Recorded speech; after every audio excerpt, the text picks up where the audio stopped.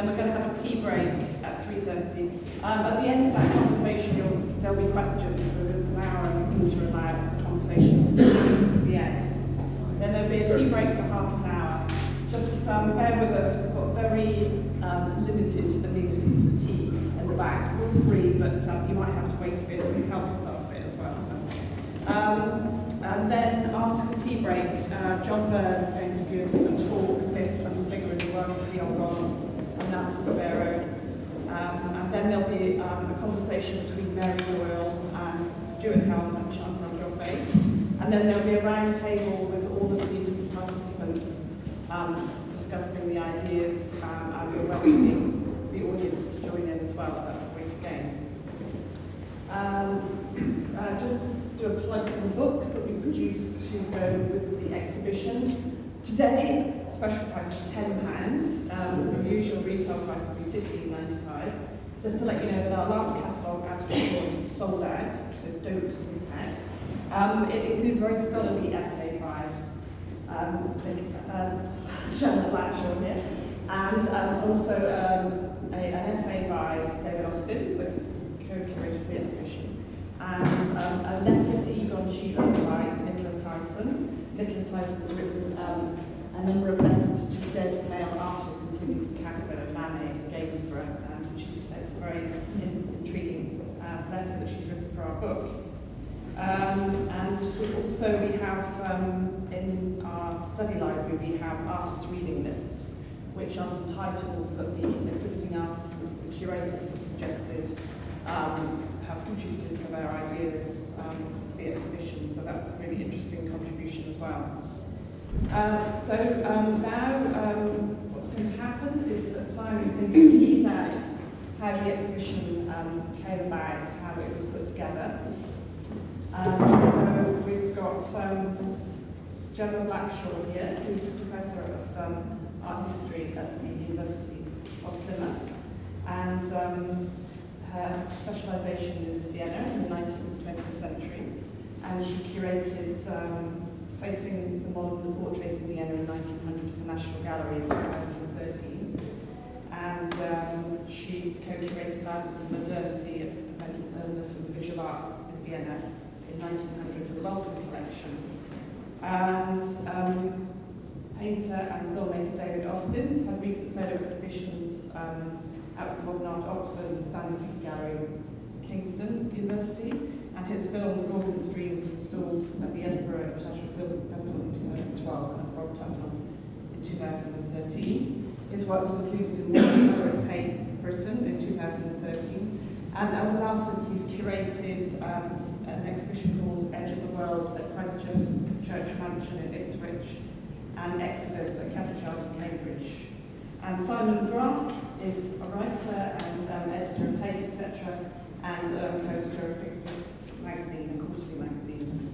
So without any further ado, since I think there's lots of rich content, I will hand over to the panel. Hello, welcome, welcome everybody. Thank you very much for coming. I'm going to ask some questions to Gemma and David. I just want to start off by going through a list of words. Inner turmoil, guilt, anger, love, shame, sexual yearning, wrath, mortality, social and political injustice, illness, desire, vulnerability, if I can get the word out, and the anxiety of having a body. Those are some of the words that are in the fabulous catalogue that I picked out. And it shows the richness of this exhibition in all its many layers, and also its contradictions, I think, because, as Gemma writes in the essay, includes a John Berger quote, which is, "To be naked is to be oneself. To be nude is to be seen naked by others, and yet not recognised for oneself," which is a really interesting quote because it's contentious and some people disagree with it. Certainly some of the contemporary artists in the exhibition disagree with it themselves, which is a useful starting point for them to think about what is the difference between nakedness, nudity, eroticism, pornography, desire, etc. So I think there's there's many, many areas to discuss, but I wanted to first start off by asking Gemma and David how this exhibition came about, because it'd be interesting to know what they left out as much as how they selected it. So firstly, how did it come about? Shall I talk about how it came about, and then you talk about the criteria for the selection of works? Would that be a good idea? Okay, it came about as the result of a row, actually, a bit of a debate David and I had about Schiele and his work on paper. And we met whilst I was curating Facing the Modern, that Kate's already mentioned, at the National Gallery. It was their autumn-winter show of 2013 to 14. And that exhibition looked at portraiture across the 1900 divide in Vienna. And Egon Schiele was a very big part of that exhibition. But when I first met David, we weren't actually planning to include any work on paper by Schiele. And this is what we had a bit of a debate about, because David said to me, rightly, I think, well, surely you must want to include work on paper by Schiele, because that's what everybody wants to see. He's known as a draftsman, not as a painter. It's very difficult to see his work on paper here in the UK. There are only 2 works by Schiele in public collections in the UK, one at the Barber Institute and one at Harwood House. And David said, come on, this is a real opportunity to be curating something for the NG, to bring Schiele's work on paper to London audiences. And I'm really pleased that we had this, wrangling about, well, was it appropriate or not for the National Gallery space? It's very difficult to make drawings work in terms of, curating, in terms of display down in that vast, cavernous National Gallery, Sainsbury Wing space. So I'm glad we had the conversation, because I decided to include just one work on paper by Schiele, which was an image of his wife on her deathbed. They both died in the influenza epidemic of 1918. And I think it was one of the most important works in the show. So it just goes to show how arguments are sometimes incredibly useful, creative, productive, important things. So we decided to talk more from the opening night of the National Gallery show onwards about the importance of Schiele's work on paper, about its importance to contemporary artists still today, his relevance really to artists working in the post-war period onwards. And that conversation then started to develop into, well, perhaps this might be an exhibition in and of itself, and maybe this is an opportunity to look at Schiele's work in dialogue with modern and contemporary artists. So that's how it came about. And we haven't stopped arguing since. Every inch of the way. Don't get me wrong, I like nudes, but when I think of the word nude, I think of warm, sensual, firesides, chocolate, that kind of thing. Where have you got that image from? Well, I was thinking of your selection of words, and then I was thinking of what the nude meant to me, which is almost the complete opposite, really. And so I like nudes, but I prefer naked. So what's the difference? Because I imagine in everybody's mind that they'll have some sense, emotion, and otherwise what the difference might be. But what do you think it is? Because I imagine it differs from person to person and experience to experience in some way. Well, we're born naked and we die naked. I don't think we're born nude and die nude.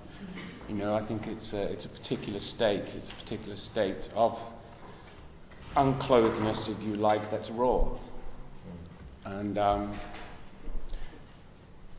starting from the description of how we started the show, it was really that aspect of Schiele and his drawings that I liked very much and had always responded to. These incredibly graphic, raw drawings that he makes with that that particular great line. And so we decided to, rather than look at the lineage, if you like, of maybe an aspect that we could see where the artists that Schiele had maybe directly influenced, and I think you can see that root of influence in things like the Austrian actionists and things like that. We decided to go the other way and think about if Schiele was alive and we were doing a show today and we got to pick up the phone and say, Egon, would you like to be in a show? It was kind of like the artist that we would like to put around him. And what was also interesting about that would be a selection of artists that maybe had that. Schiele is particularly inimitable, if you like. It's very difficult to see a direct line to certain people's. He's an artist almost like if you look at someone like Cy Twombly's line. It's a line that's very, very difficult for another person to take on. It's particularly his own. And so we started looking at artists who, as I say, we thought Egon would have liked to have been in the show with, he'd been around today. But also there are no schools here. These are all very, very individual artists, and I feel all very obsessive artists. There's a particular obsession that they all have. And I think in this show we'll probably see artists together that you probably wouldn't see together again. They're not particular, it's not a group of artists that you would naturally see maybe in the same room. And by virtue of the fact that there are drawings could be a very intimate experience in terms of how you're actually doing them and the context you make them in. Is that something that interested both of you? Because painting is a very different experience, but drawing is often things you can hide away or never show. Well, drawing is very naked already. If you look at a pencil, it's quite naked. It's a naked object. And so it's the perfect medium to talk about these kinds of issues. I mean, if anything, my feeling was that the strongest influence that you could probably see of someone like Egon Schiele today was probably in photography, with people like Nan Goldin and Peter Hujar and so on and so on. Even right up to, I think, someone like Wolfgang Tillmans today, thinking about that latest show, those tremendous love photographs of a man. So that I thought that was interesting. It had gone into photography in some ways, and I think especially if you look at the Schiele drawings at the Courtauld now, they look so similar to a lot of they're more like the figures you'd find in a Jürgen Teller photograph today. But drawing itself, yes, it's a naked medium, and it's fast and it's quick, and it also has the added advantage that it's at the end of your hand. I think also thinking in terms of gallery and museum display, drawings work incredibly well in room sizes like this. Drawings are particularly suited, I think, to what we might describe as an intimate hang. This was one of the reasons why it was a challenge to include work on paper in the Sainsbury wing, because the ceilings were so high, the rooms were so vast, and drawings were dwarfed by the major society portraits we also had on display. So drawing, I think, really, we feel very rewarded, I think, when we look at drawing in a more intimate environment, a darkened room, of course, because you have to keep the light levels down for the preservation of work on paper. But to also think back to what you said about the naked nude and Berger's distinction between those two things and how that informed the exhibition. David mentioned the other show that's running alongside this at Courtauld, Egon Schiele, The Radical Nude.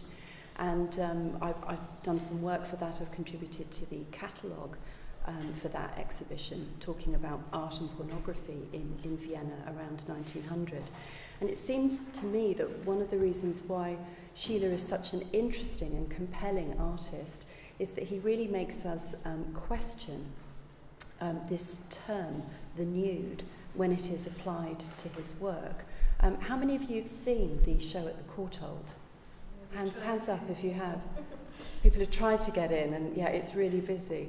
Well, when you do get to hopefully go around it, just read the wall texts, the interpretation for the exhibition, because all of the works are described as standing female nude with spread legs, male nude with arched back. And then you actually, think of that description of the nude. Think of how David described the nude. Something that is, as Berger described it, a form of fancy dress. A disguise. And the nude has these connotations of perfection and harmony and unity. And of course, this is exactly what Schiele then completely deconstructs with his drawing practice, giving us images of bodies that I think we can describe far more effectively as being naked. Now, I think the Courtauld tried to acknowledge that in their title. It wasn't the nude, it's the radical nude. But actually, how radical can a nude be if it's still being described as a nude? It seems to me that the Courtauld are really sitting on the fence with that. And that's something we didn't want to do here. We wanted to embrace this idea of nakedness instead, and to look at Schiele's work in terms of how he really problematizes the nude as a category.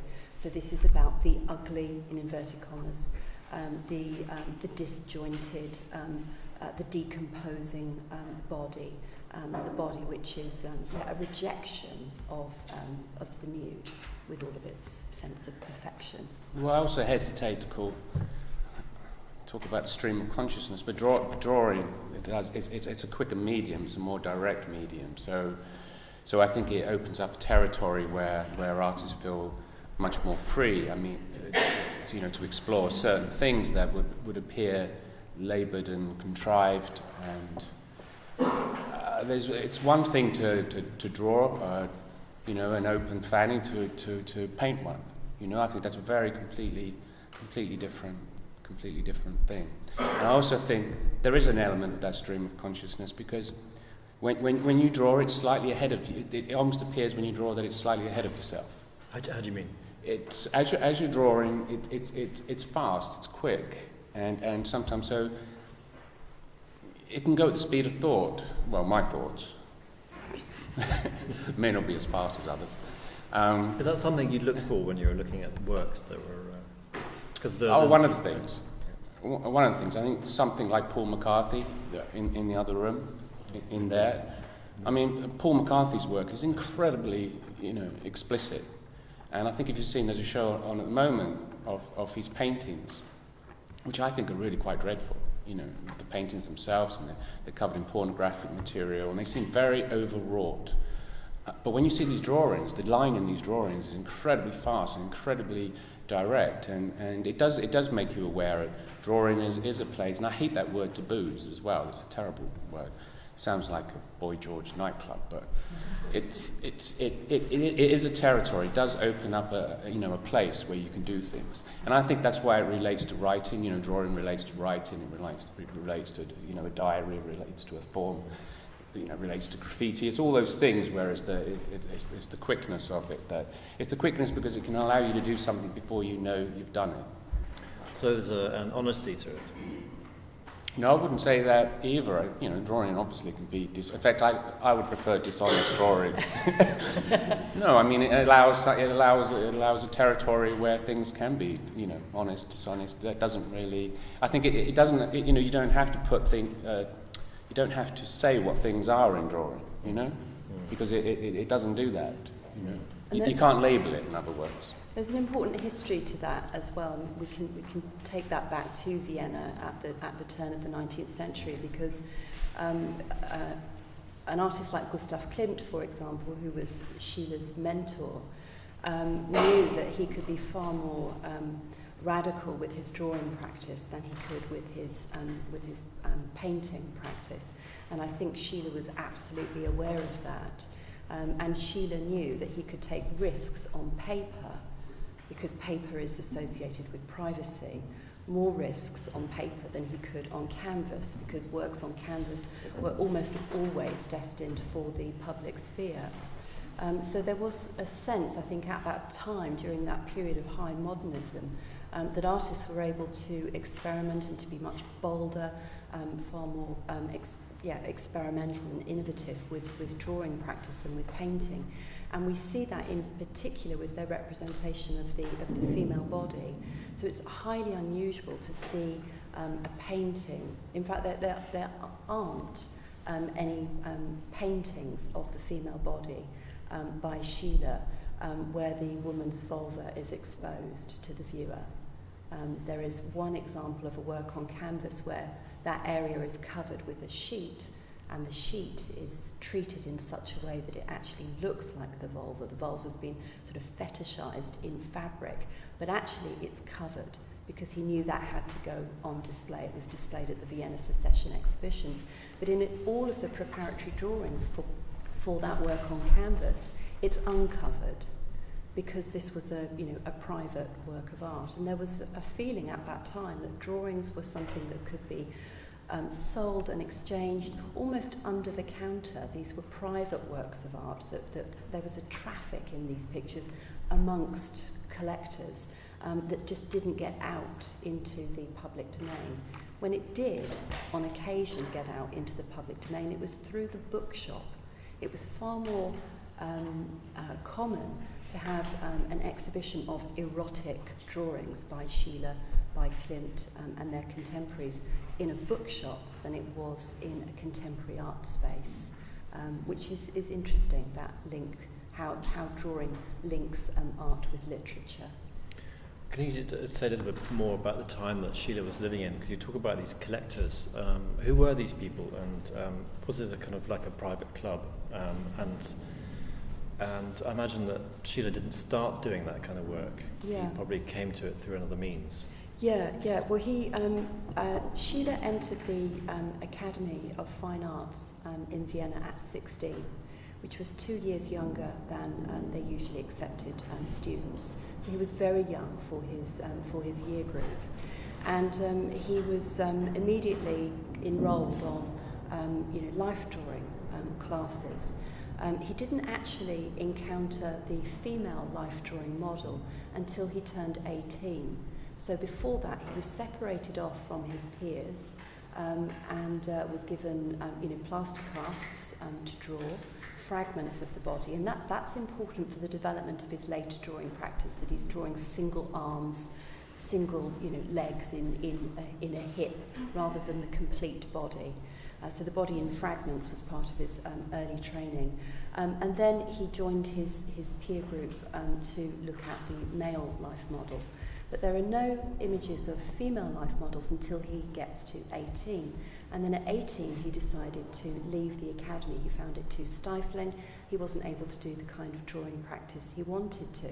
So he left.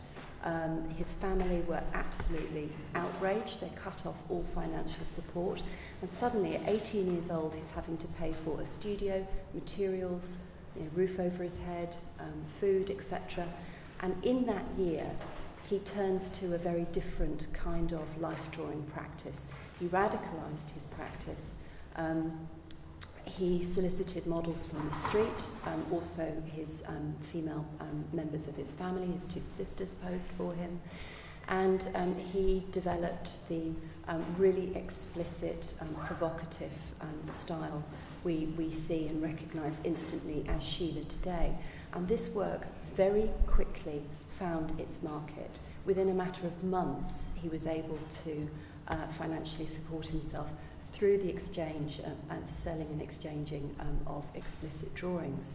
In terms of the patrons and collectors, they weren't big money people in Vienna. They were exclusively men from the upper middle classes, men involved in business and in the small minor industries, men who could afford work on paper but who couldn't afford major works on canvas. So I think really Schiele's project of explicit life drawing was driven by economics. It was about his survival. That touches on the whole area of pornography, art and pornography. We can come back to that in terms of Schiele, but Fiona Banner in the catalogue, this little quote from her that says, "Porn films are like life drawings, only with all the rules broken." David, I wonder if you could talk about Fiona's piece in the context of this exhibition and how it relates. Because again, the boundaries between aestheticizing the nude, the nakedness, and pornography is a grey area. What's interesting is a lot of the artists in this show use pornography as their material, as their source material. I mean, Marlene Dumas does, Fiona does, and Tracy Emin does. So it's, partly because it's available, it's accessible, it's there. Partly because I think it's very difficult, I think, to work from life in that same way. And I think for a number of the women artists in this exhibition, it's partly, I think, a take on somehow almost liberating these characters from the pornography material itself. It's almost like taking them out and conditioning them somehow into something else.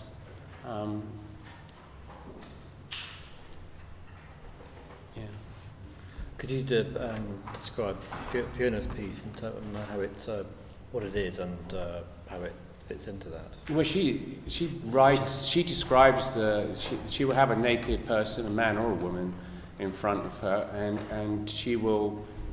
it's literally a description of the naked person, but she does it in quite a visceral, quite an aggressive way. Even the handwriting itself has a kind of scrawl to it. It's kind of impolite. It's at times it does feel very much like something like a Schiele drawing. The colours that she uses. She'll come across a patch of green, a rough bit of patch of pink, the pubic hair like wire. There's all sorts of things that are incredibly wonderful. I guess there's a difference in terms of how the images are mediated. And I know that Chantal's here, so maybe she can ask. She can, right, it's her turn later. Yeah, so she'll be talking about that in any case. But I imagine the image, the so-called pornographic imagery becomes something else once it's being made into a different kind of image. Whereas for Schiele, it seems that it was art, porn. It could be all sorts of things, but it had a very specific end point. It was for consumption, titillation. Yeah. I don't think I know you said that, but I'm not sure that it wasn't completely true that he was doing these works just for people to, buy and consume as pornography. I mean, when I look at Schiele's drawings, I know they can be explicit, but it's almost the whole body is explicit. It seems to me that he will look at a lobe of an ear, or the inside of a knee, or an ankle, or a jutting elbow. They're full of jutting things when you look at them, and he seems to me there's an honesty there because he's looking at every part. Every part is equal. So maybe. So I'm not sure about this thing. They couldn't have possibly been. They're almost too good for that. I must admit, I do envy that job, though. If it was a job, and that would have. David and I disagree on this. Although actually picking up on your point about how, yes, there is this relationship between art and pornography, and when an artist is using pornographic source material and then turning it into drawing or to painting, through collage, it does become something different. I really agree with that. I do.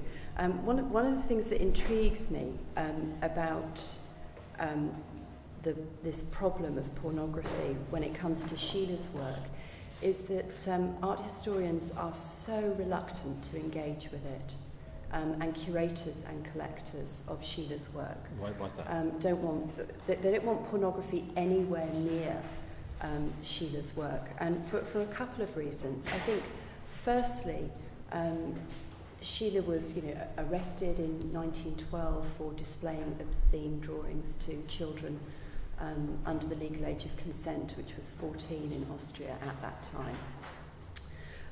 Schiele's dealers, after his death in 1918, also had brushes with, they were also arrested and tried for the dissemination of obscene material. And Schiele died very young, and his collectors were very keen to build up his reputation. And they didn't want that reputation to be that of a little crook or a little pornographer. And this is how Oskar Kokoschka, his rival, his contemporary artist, described Schiele's work. So I think in the 1920s, 30s, through to the 40s, 50s, there was this anxiety about the status of Schiele's work.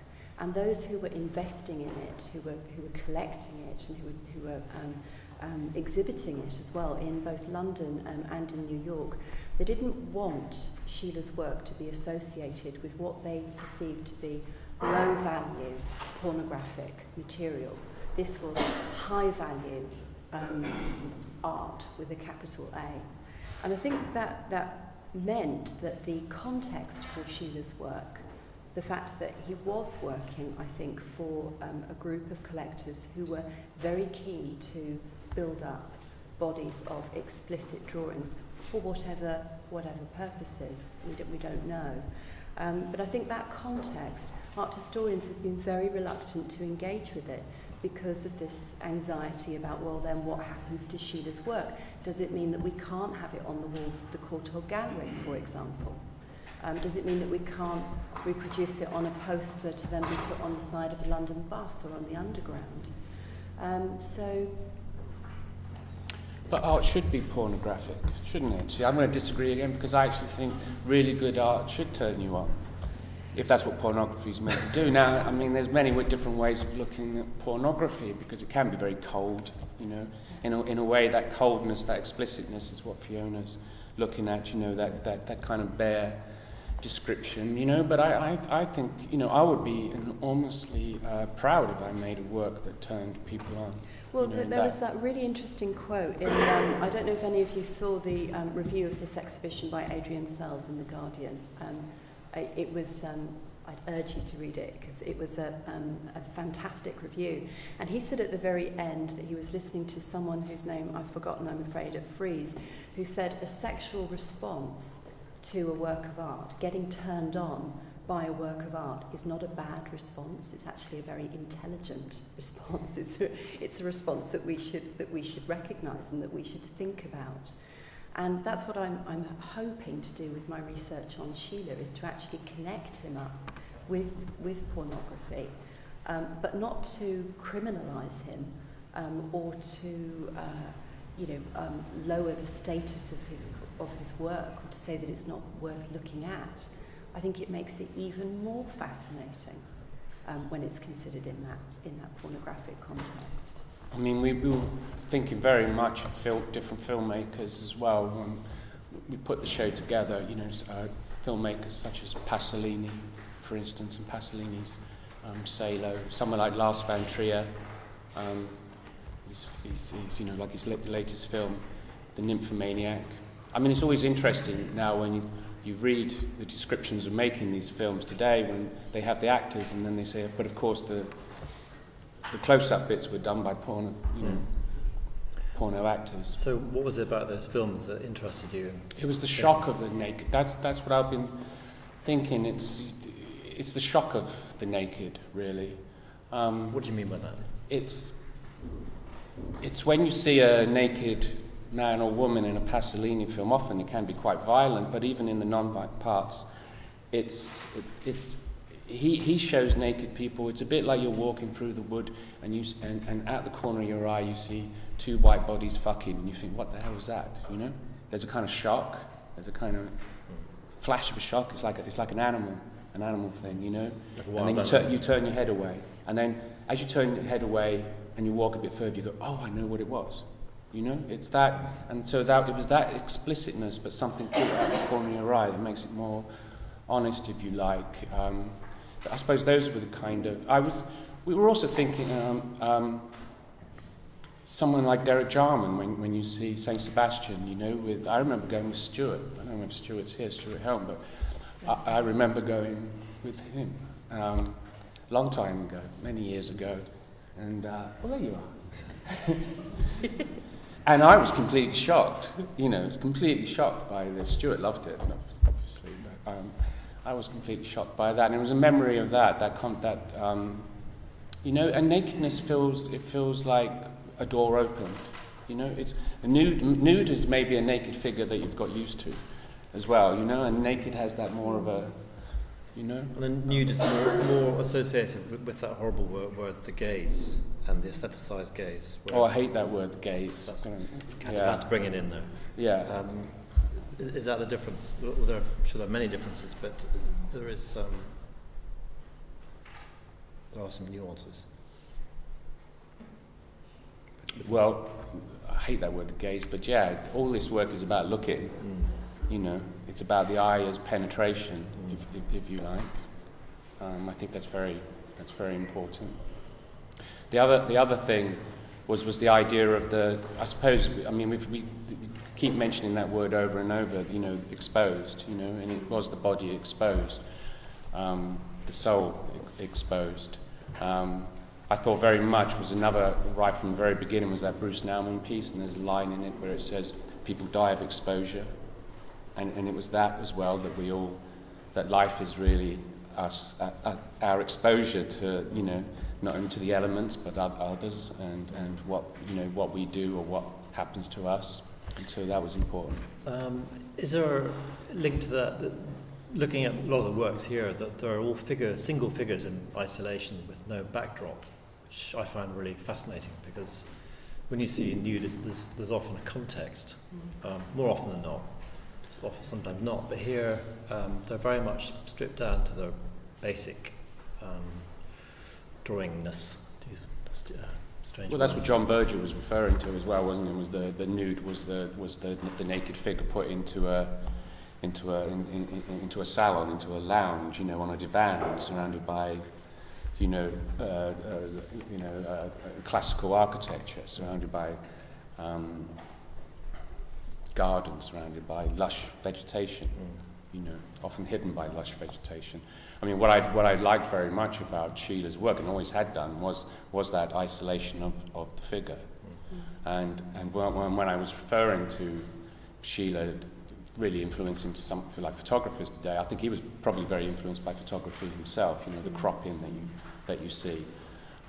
It's interesting to show in the Courtauld, because there's some drawings of a man, and the man is obviously got his leg up and he's resting on different things, but he's taken all that armature away, so the figure is left as if it's somehow pressed onto the page, you know, like a pressed flower. It's. I think that's one of the reasons why his work still feels, you know, so contemporary, you know, so modern, because all of those references to a late 19th, early 20th century studio are actually stripped out when it comes to his representation of the body, and we know through the poses Schiele's models took up that they would bend over chairs, over tables, they would be suspended from ladders. He would use these. He would climb up on a ladder with a board and would look down at the body contorted on the floor. But all of these references to, if you like, the mechanics of the drawing are left out of the actual work on paper. So his nudes appear to be timeless. You know, they're quite difficult to locate to a particular environment in Vienna around 1900, and that was something that definitely informed the selection of the artists here. We wanted to be looking at artists who were similarly concerned with putting the figure in a void. Yeah, it was the figure in the void, exactly. It was that existentialist route, really. I mean, if you look at Schiele's drawings, they're all drawn under what seems to be an incredibly bright light. There is no light or shade in his drawings. The line is the same density all the way round, and it's often interesting that kind of modelling he puts on afterwards with the dry brush with the gouache and the paint. But it doesn't, in some way, suggest light and shade. It suggests more the skin, the verities of the skin, the qualities of. It almost feels like there's something light emanating out of the figures themselves, rather than the other way round light on a figure. But yes, it was very much that idea. I mean, we set a few rules when we came to do the show, that it really was going to be often the isolated figure, and the isolated figure, by itself, in the void, on the page, alone, and that it was going to be drawing. So of course that did, because it was going to be drawing, that kept us to a certain group as well. And then we broke those rules quite often, because once you have a bunch of rules, they're there to be broken. For instance, in the Franz West, when you see that there's like a little orgy going on, but I think when you look at the Franz West, there are 3 isolated figures as opposed to 3 figures somehow. I know they're fucking, but they don't seem to be any dialogue going on. It's a kind of, it's very much that idea of the figure alone. And maybe it's that idea of loneliness and isolation that one does see again in pornography. You can see, 2 people fucking in all sorts of myriad of ways, but they're very, very much isolated figures, aren't they? Would you say the same for Stuart Hellman's piece at the back there, which is the interlocking figures, which is fascinating? A lot of the figures are kind of floating in space, but are they connected with each other? Is another. Well, I wouldn't want to speak for Stuart, especially if he's only 5 yards away, but I think when you look at Stuart's drawings, my feeling is that it's the same figure repeated over and over, and it's taken almost to the same point of completion. They're all like newly born adult sexual creatures, but they do seem to be like that. When I look at them, I don't sense a history or past. They feel to me that they're in some kind of form of limbo. They're held in a limbo. And it's a limbo of, I know Stuart's described often that it's that moment, he draws his figures, and it's that moment before touch, whether that means a dialogue or a sexual kind of connection. And to me, that I find that incredibly fascinating. One of the words that's used in the catalogues is expressive, which in my view as an art historian and magazine editor, it's something that lots of writers are really scared of using because it seems like it's too explicit and it's denoting you're expressing your emotion. And I thought it really stood out for me because I thought there are a lot of contemporary artists whose work is very expressive. And I wondered if either of you could say something about that. You may totally disagree, but it's definitely a strange word because it's slightly unfashionable and has connotations of its own that are problematic. But in this context, to me, it seems that actually, if you're looking at Louise Bourgeois' work, for example, or even Rosemary Trockel's really strange drawings, which I have no idea what's going on there, but they're really fascinating. There's definitely something in there that maybe links to biographical stories, and Carol Rama is a famous case in point. I wondered if you'd like to perhaps expand on the word of expressive, and does it work? Do you mean expressive as opposed to expressionistic? You mean well, that it's about emotions, yeah. That it's emotive? Yeah. I think every single piece of work in here would fall into that category. Yeah.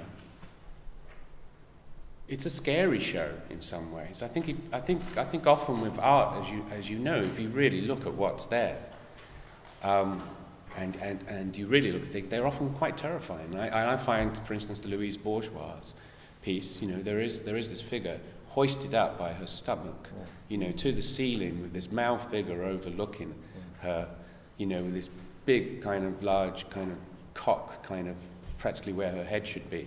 It's quite a terrifying image, and it does speak of, insomnia, and it does speak of maybe not rape, but a kind of sexual, power over oneself, But were you interested in artists that about whom you knew their backstory, or was it purely a visual response to the works themselves? Because somebody like Carol Rama, you wouldn't necessarily know that she uses images of rubber in a lot of her work, and that directly relates to her father used to have a factory that produced rubber, and all sorts of strange stories attached to that. But once you know the biography, the work becomes something completely different. When you're looking at in isolation, body in isolation, it's a different. I mean, I'm someone who when I do become interested in an artist, I read everything about them. And then probably forgotten what it was like to have seen their, when I saw Carol Rama, I read everything I could find on her that you can get, that's what I find, that's what I do find interesting. I do find it interesting the way, I mean, artists can have very boring lives as well. It's very insular, it is a boring life to a certain extent. You're very much on your own, it's a very lonely life. But yes, I think the artists to me are the ones who somehow can put that inner life and their story into their work. But the formal relationships between works were also very important when it came to organising the hang, the display, and the selection of the artists in the first place. And David mentioned earlier about how we might have done this exhibition. And I was thinking when we first started talking about the show, very much as an art historian, and thinking about how, if we were going to do an exhibition which had Schiele as the starting point, if you like, how we might have to then draw this line through the 20th century and stop off in Vienna with Actionism, with Günter Bruce and Arnulf Reiner, Hermann Nitsch, and then how we might come forwards to Tracy Emin, who, out of all of the artists here, I think is the most open about her indebtedness to Schiele's work on paper. But then when I had more conversations with David and also with Mary and Kate here, the directors of Drawing Room, it seemed that would be a very boring show. And in fact it had already been done. There are a number of shows like that that have been happening in Vienna and also in New York over the past few years. So David really encouraged me to think about a different criteria for selecting the artists and for arranging their work on the walls, and to think about biographical concerns, to also think about how they're connected through particular themes. And then when it came to actually installing the work, to think about what David describes as the poetic relationship between works of art. It's very unusual for me to be involved in an exhibition where there's no interpretation, there are no wall texts, there's no paragraph I've had to write, to sort of help the viewer work their way around the exhibition.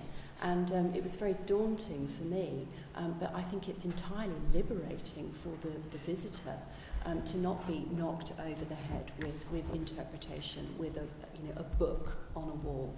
But it has to be said that there are no wall texts, but the show is laid out in a very precise, particular way. Absolutely. So the way it's actually put up is a kind of text, if you like. It's there to be. Yeah. It's there to be read. I mean, I felt very much when we were hanging it. It feels it's kind of like a chapel. I think when you come in, there's as we know, there's a lot of sexual and naked attributes, say religious iconography. So a lot of that is in this work as well. And I think the way we've hung the Warhol, the way it's like that, and there are almost a number of pietas and depositions and Christ being laid from the cross. There's a lot of that in here, and it's very classical in the way it's hung, even with Fiona's doors, almost feeling like doors through the centre of these pillars. So there's a sensibility. You don't need wall text to sort of direct people in different directions and make comments. That's not explicit though. So, for example, over there is the Warhol drawing, and then on the left is I can't see from here. Maria Lasnik's. So we're in this room, so it'd be very interesting if you give us an idea of how some of these connections are, because. Well, some of them, of course, I couldn't describe because they're done through intuitiveness, and that there is that. Of course, you have a feeling for things, and there are things that are kind of indescribable while you put things together. But I do love that particular wall with I love the Warhols. I mean, I'd never seen them hung. You know, we decided to hang them like that, going up the wall, and it does feel very much like it could be a martyr, it could be Christ almost up there, it could be Christ on the cross, but you're looking up his anus in this case. And then the Maria Lasnik with this reclining female figure with that bright yellow behind her. You know, it does feel like a Piet, it does feel like a Madonna, reclining. And then the Shaposhnikovs next to it, again, it's a figure that feels like it's falling down from somewhere, falling down. And then the boys' figures are always like astronauts. You know, they feel like they're alone in space. So again, it follows on. And then you get this great Enrico David, which I think is a masterpiece, because not only is it a drawing, it's a sculpture. It's two things in one, and again it feels like a figure that's scuttling around. It feels like a figure that's come from the catacombs, from Pharaoh's tomb, you know, or even from a terrible camp, you know. But it feels like it could scuttle up and, you know, and move around the room. So that's just one wall.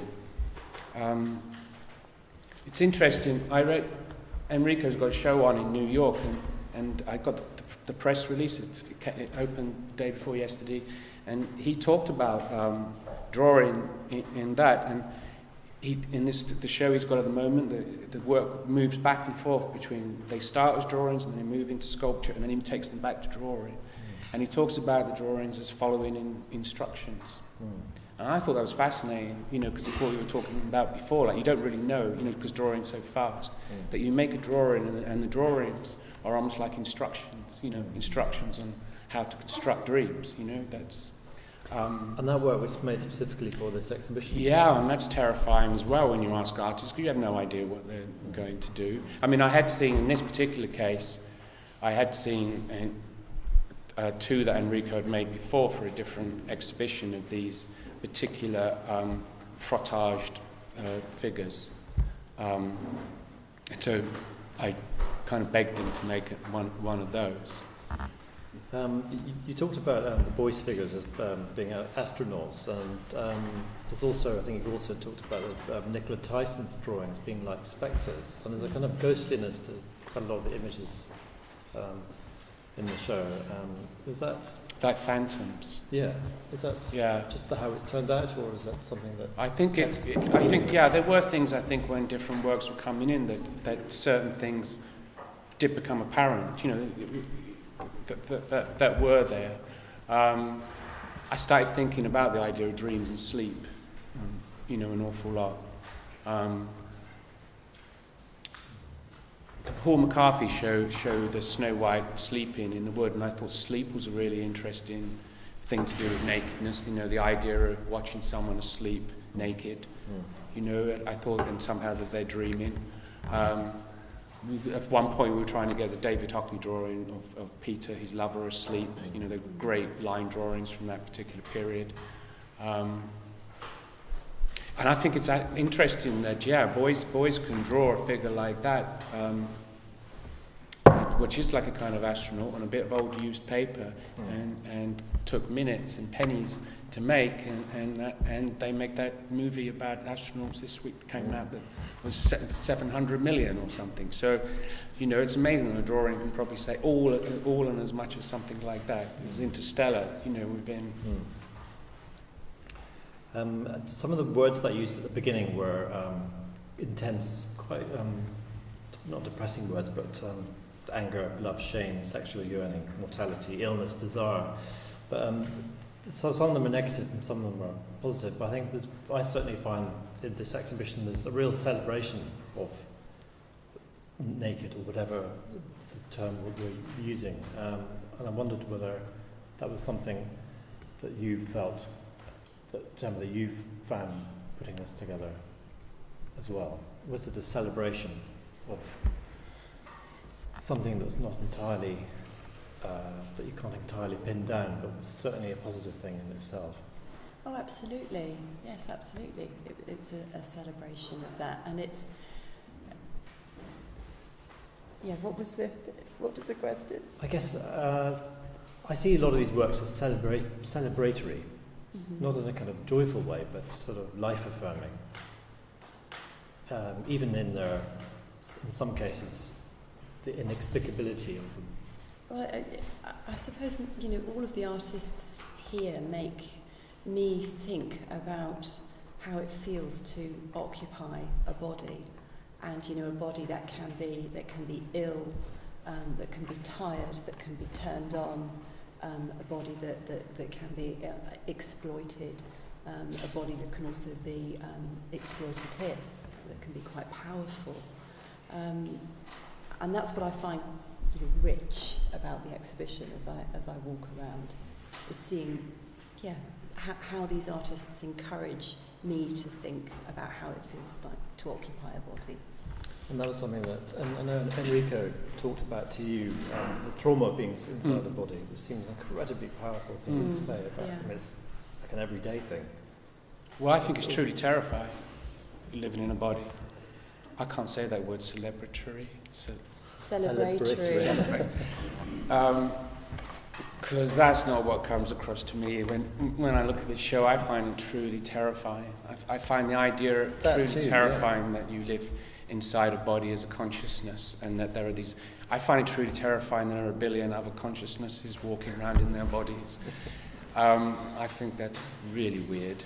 And I think there is a trauma to be in, within the body. I mean, we were talking about some of the historical things, that filmed. So that the other image to me that was really important for this exhibition was the Masaccio piece in the fresco in Florence of Adam and Eve, leaving in shame from the Garden of Eden, and the way they separate and covering up. And I've always that image to me is one of the most powerful images. And I started thinking about it and why doing this show, and I thought, well, maybe it's because that was the birth of human consciousness, if you like. Once they've left this Eden, and it's almost like shame is the thing that gives you a human consciousness. So it could be that shame is the beginning of creativity. And so I think the two things, creativity and shame, are really kind of linked together. I think the other thing that really draws all of the work together, and we're very aware that the work here is modern and contemporary. It's by male and female artists, gay and straight artists. There are lots of different types of work on display here, but all of the artists, I think, are trying to really push what we might describe as life drawing in new directions. And they're trying to really radicalise a life-drawing practice. And that's what I find so compelling about Schiele's work, and why I think he's such a good starting point for the exhibition, because he was trying to do something very different with a studio practice, and trying to really think about the relationship between the artist and model. He was trying to problematise that notion of the gaze that we mentioned, and I think that's something that's taken up by all of the artists here. Life drawing is the start of their practice, but they take it in such, unexpected and different directions. I've never actually seen a good drawing made in a life class. Yeah. I think the two things are somehow contradictory in purpose. I mean, they're good drawings, but you don't get great. You don't get. There is no. I don't think there's any single masterpiece made in a life class as such. If you think of the life class in that structure. Well, very few of the artists, very few of the works you see on display here were actually taken from live models. Very few of them actually describe actual encounters between artists and models in studios. Fiona Banner, her piece is really one of the exceptions to the rule. These are figures, from the imagination. Nicola Tyson, whose work you see before us, behind us here, she doesn't work with the model anymore. She draws completely from her imagination. So this is a transformation of what we might think of as life drawing. Could this be because we're conditioned not to look in that way anymore? That's the way of looking has changed, and actually, it doesn't. The source material is from anywhere. Well, I think it'd be very difficult for a male artist, especially, to draw with that kind of intimate. I mean, I'm talking about life class being a group of people around, not the intimate one-to-one thing that, of course, so many masterpieces made out of. But yeah, it'd be very difficult. I think to carry on in that kind of tradition. I mean, I suppose Lucian Freud was one of the, the last people to have that kind of close connection in that way. I envy someone like Freud immensely, because to have a figure every day, different figure, different people, is because it's all there. You don't have to invent anything. So that there's a part of me that kind of abhors that and also envies it completely. Well, I guess Frank Auerbach is still doing it at the moment, but it's. And that's more to do with portraiture in a way, isn't it? It's to do with painting and portraiture. But Chantal describes, Chantal's piece over here, it was from a live model. That's another of the exceptions to the rule here. But she describes how when she was studying at RCA, how the life drawing class actually became, she couldn't ask the models to do what she wanted them to do. She couldn't ask them to pose as explicitly as she wanted them to pose. So the life drawing class wasn't sufficient, so she had to turn instead to popular visual culture, to pornography and to fashion magazines, amongst other types of publications. I think most artists are probably like me, they're terrible prudes as well. Terrible prudes who have, all this hidden kind of sexual angst, and it's the two things that go together, that's what makes work interesting. It's that combination of the two things. I would feel terribly, if I had a naked person to be telling them what to do. That was the one thing I found really weird in life classes, is that you're meant to tell the model what to do. That seemed incredibly presumptuous to me, to start telling someone, to do, And of course, we don't really know what happened with the studio encounters between Schiele and his models, although we all imagine what happened, because we all, when we're looking at his work on paper, I think as Nicola Tyson describes it in her letter to Schiele, we're all invited to have a threesome with him in looking at his work on paper. We're invited into that embrace, into that sexual contact. But so we don't really know what went on. We only imagine. But what we do know is that Schiele, with his drawings, his explicit drawings, he would get the models who had posed for those drawings to deliver the drawings he had made of them in person to the client who was then purchasing that work of art. And we know in the case of one of his models, his long-standing girlfriend, Vali Neudsil, that she was so upset by these encounters, because the clients would say, I'd like to see if you match up to this drawing. I'd like to see if this is an accurate representation of your body. And these encounters would send her running back to Schiele in tears. So, that's a very, very problematic aspect of the consumption and the dissemination of Schiele's work that I think we really need to engage with. And of course that is, a typical story connected with modernism, really. And I think that's why some of the female artists in the exhibition here are so keen to engage with it, to question it, to challenge it with their practice. Great, thank you. We've been talking for an hour, so it's probably time to stop there. But we have a tiny amount of time. I think we're allowed to ask you to ask us some questions. We have, how much time do we have? 10-15 minutes, so we don't have to use all that time, we can use all of it, but if people have questions, please let us know. Is there a microphone?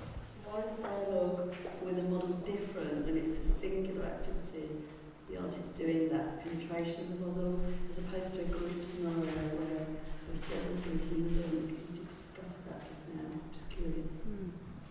Well, because in one there's a group of people, and in one there's just two people.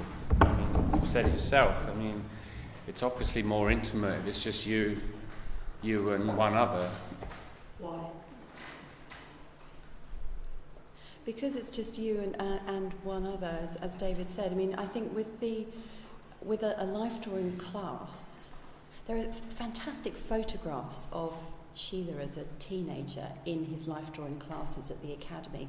These were rooms that were absolutely packed. You're talking 40, 50 students in suits and starched white collars and ties, standing behind their easels, looking up at a model on a stage whose body has been arranged across blocks in, the classic thinker pose, for example. So there was, just because of the amount of people in the room, how the room was actually set up, the architecture of the place, there was this distance between the artist and the model. And that distance is completely different. It's not there when you're actually, when you're one-on-one. Have you ever been stuck in the lift with one person? It's far more, it's completely different to being stuck in the lift with 3 or 4 people. There's because you invade each other's privacy, if you like, and the one thing you do see when you see the Schiele drawings, and I urge you to go see the ones at the Corto, because it really is quite a shock, the drawings. The one thing you do see is how close he comes up to the model. Often the drawings, the body ends at about his knees. Often it's very much the torso, the top part of the legs, the top of the head is cropped, often an arm is going out. And that kind of suggests that he's come right up, and if he's got a piece of paper, it's often A3, say, that means he's come right up to you like that, there. And his piece of paper, his board, is actually obscuring the feet to him. And it tells you how close he's getting up. Now, in life class, people don't do that, for instance. We're talking about the very formal, I say to them, why don't you hang from the ceiling? Why don't you? Because you can get intimate in art class if you want to do it and you get that close. And I was just really interested in that difference when you said it, because it is true what you said. But you can still also get incredibly close to a modelling class. You can, but you don't. But students don't necessarily choose to do that because of the culture of the life drawing class. And the culture is that it's about this very decorous, respectful distance, that this is about sight, not touch. And I think as soon as you get closer to the body and everyone else leaves the room, it becomes perhaps more about touch and sight. I think that's what Schiele was certainly trying to do with his work on paper. Thank you very much. Another question here at the front. Excuse me.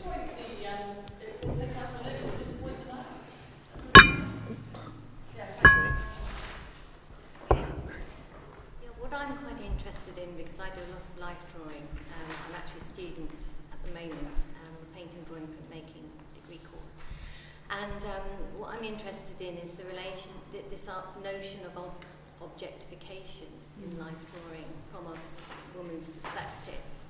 And I was hoping today to get some kind of, maybe have some discussion around what is it, are these images, some of them objectifying to women, are some of them not, and if so, what makes those objectifying images as opposed to non-objectifying images in today's contemporary situation? Thank you very much. Did everybody hear that at the back? Do you mean the model?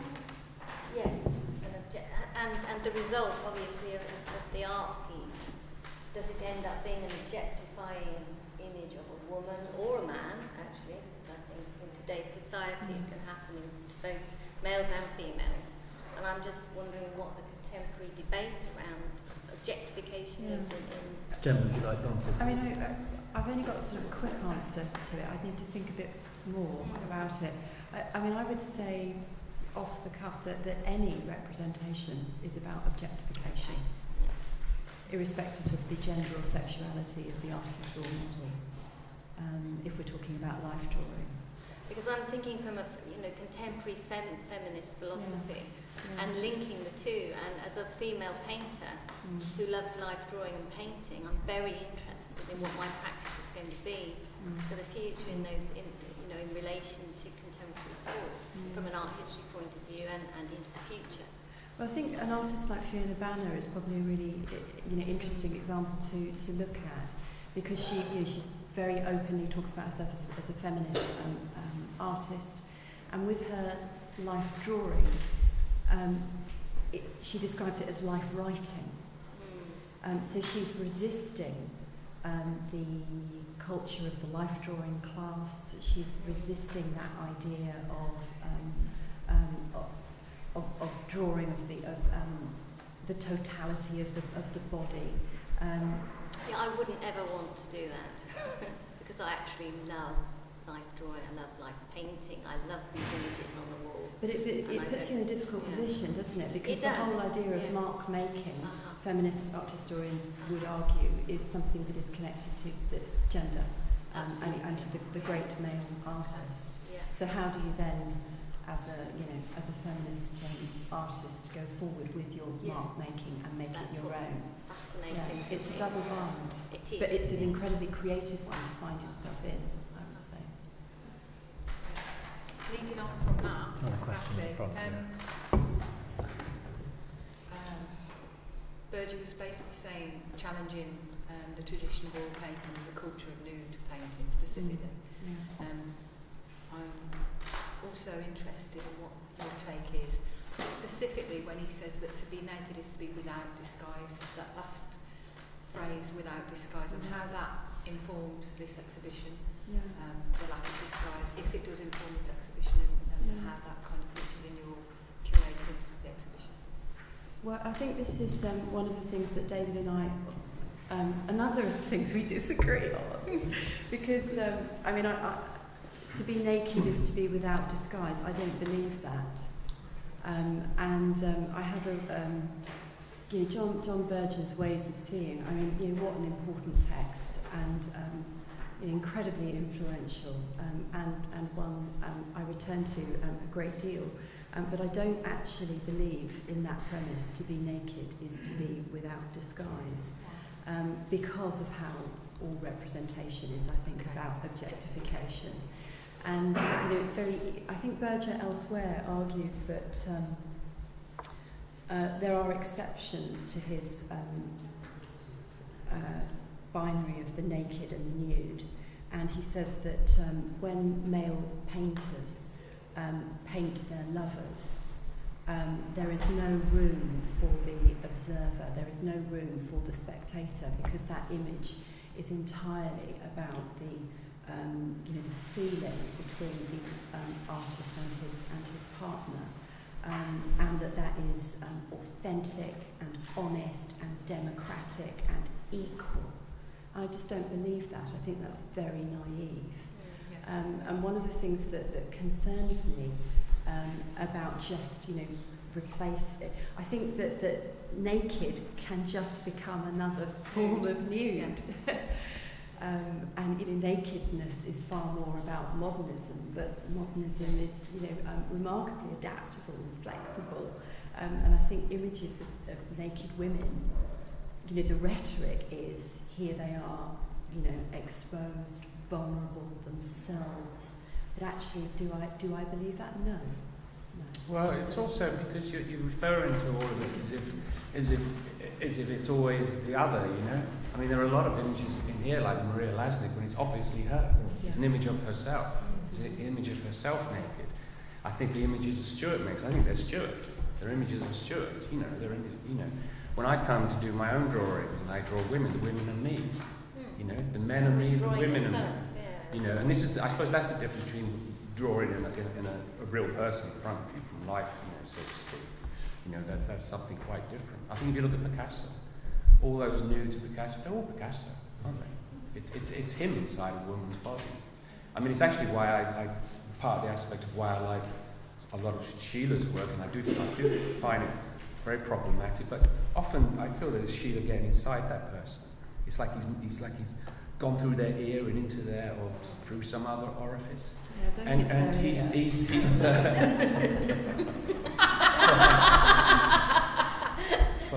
I think he went through every orifice at once. That's what I meant. They're all the same to him.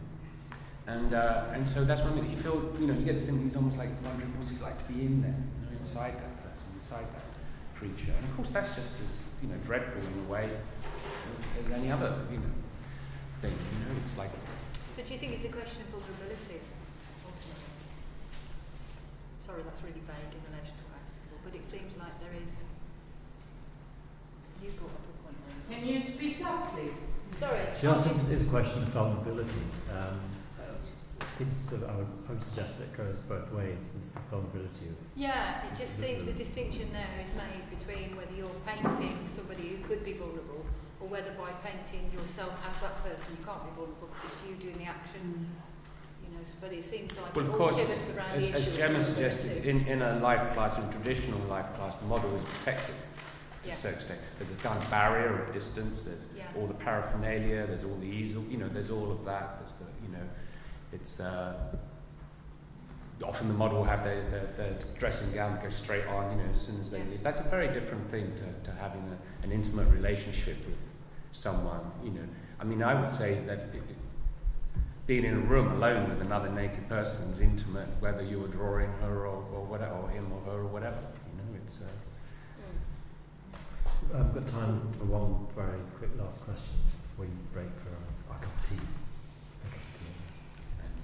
And custard creams. Gentleman here at the front. Just an issue about how we think about pornography. Isn't the fundamental problem really that we consider it is primarily to do with sexual activity rather than the abuse of power? And that actually what's pornographic is exploitation and the abuse of power. And we've not worked out how to make that adjustment because we were forced into using the word historically and we haven't really rethought it properly. I mean, I see, I would describe, if something is pornography for me is the exposure of the genitals and exposure of scenes of copulation. That, you know, in its basic sense, that's what the pornographic image is. But why? I mean, that's a natural, entirely natural part of life. Yeah. What is really pornographic is the exploitation that takes place in pornography sometimes. I think it depends on the intent, I imagine. Yeah. Otherwise, all these images could be described as pornographic. Yeah. I don't believe that they all are. Yeah, I think exactly. some of them are, clearly. But why are we Not so all. worried about this word pornographic? Because No, I think there's a huge I completely feminist agree issue with this about gentleman. pornography. I think pornography is about power. Yes, it Pornography is. is about money, Yes. isn't it? I mean, Yes. it's about those Exploitation. things. And that's the difference, you know, and it's a really clear difference, I think. Pornography is about exploitation. Not only of the people doing it, but of the people who buy it and consume it, you know. Yeah, and its perpetuation as well of that culture. And the objectification and dissemination through mass media. Well, it doesn't, I mean, it can also, of course, these things can cross, you know. I think there are certain artists who have been pornographic through the same, you know, means. Just one final comment in the back Just there. say there is a huge shift within pornography. Also because women are taking over. I mean, not completely. Sure, there is this thing about abuse.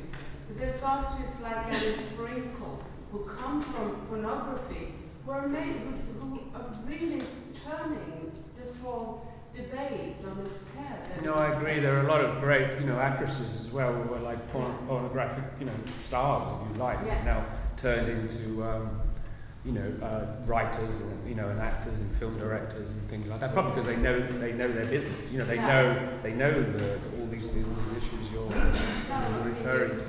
Within porn, I think pornography, that word is changing, and I mean, for me, I rather use it like when you see people suffering. I mean, if there's been a disaster and it's shown over and over and over again on TV, for me that becomes pornography because it's whereas pornography as in sexual, I personally don't have that much a problem with it, especially now with the shift.